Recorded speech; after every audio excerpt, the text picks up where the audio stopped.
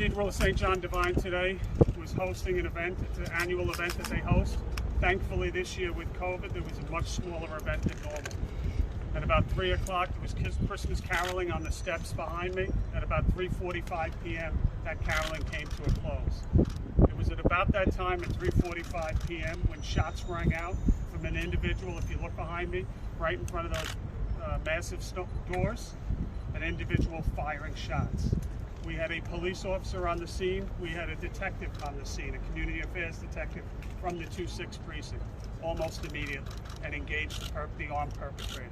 We also had an unrelated sergeant that was at St. Luke's Hospital, which happens to be right around the corner, immediately respond to the scene. We have a total of 15 shots fired by our 3 members of the service. This is preliminary at this time. We have multiple shots fired by the defendant. The defendant at this point is struck at least once in the head and deceased. He was removed to the hospital around the corner. I can tell you so far what we know. We have 2 firearms recovered. Chief Monahan has pictures of the firearms.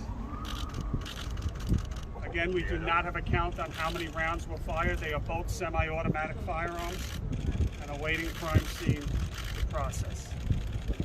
Also recovered is a bag that we believe belonged to the defendant. Inside this bag was a full can of gasoline, rope, wire, multiple knives, a Bible, and tape. I think we can all surmise the ill intentions of the proceeds of this bag. I can tell you that from the preliminary body camera, and again, this is quick, that we watched, you see 3 officers acting heroically, sergeant, detective, and police officer, engaging an armed perpetrator, putting themselves in harm's way to pull people that are literally hiding behind these poles behind me, caught in the crossfire. So it is by the grace of God today that we don't have anyone struck. With that, I'll open it up for extremely brief questions. Motive? Unknown at this time. Obviously, we have a tentative ID, and I'm joined here on my left by Deputy Commissioner Miller. Until we have a firm ID, we're not going to release any name. We are following up leads as we speak. Where exactly was the shooter located? If you look behind me to the 2 round doors with the 2 reefs, you cannot see it from here, but there is a circular marble that goes vertically. He was standing behind that, using that as cover. I heard he was asking officers to shoot him. Is that true? We have multiple witnesses that were in the scene of the shots fired. Multiple witnesses are telling our detectives that he was yelling, kill me. Based on that tentative ID, is he known to your department at all? I'm not going to get into it because it is tentative. We have a name.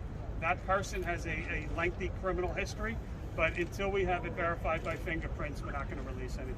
I'll take 1 or 2 more. Was he part of the caroling event and then turned on them, or did he come to the scene? So the body camera footage shows the steps were almost empty. The music had stopped playing. No one was playing instruments, but there are people in the immediate area lingering around. What we're getting preliminarily is not known to the individuals that were playing the instruments. He made his way up. People were invited into the church after the music, and that's where he sort of appeared. I'll take the last one. Will you release body cam footage at some point? That's our process. Within 30 days, we commit to be as transparent as possible.